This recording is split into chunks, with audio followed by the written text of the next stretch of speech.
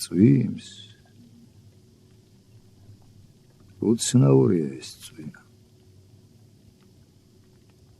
თითქოს წვიმის წვეთები საკერავი მანქანის ნემსები იყოს, რომლითაც უხილავი მკერავი ადამიანს მიწას აკერებს.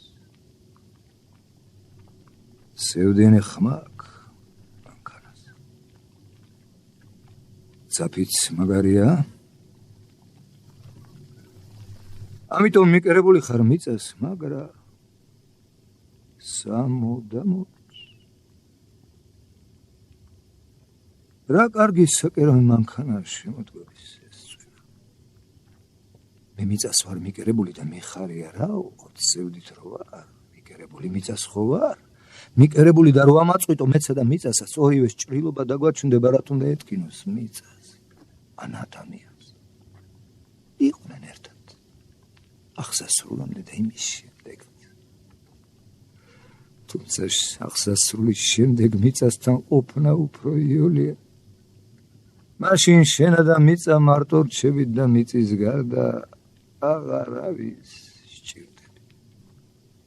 ბრძენი იტყვის მიწა ხარ და მიწათ იქეციო, მე კი მიწათ მინდა ვიქცე, მაგრამ ადამიანათაც მინდა დავრჩე. აქ ამ კიბის ქვეშ მიწასთან უფრო ახლო ვარ, კიბე ზევით მიმართო, მე კი ზევით რა მინდა განა ჭეშმარიტება ზევითა? ჭეშმარიტება რკინასავით მძიმეა და მიწაშია თუ გათხარე იქნება იპოვნო კიდევაც მაგრამ ვისაც ძალიან ეხლა ამისთვის ყველა კიბეზე ასვლას ჩქარობს ზევით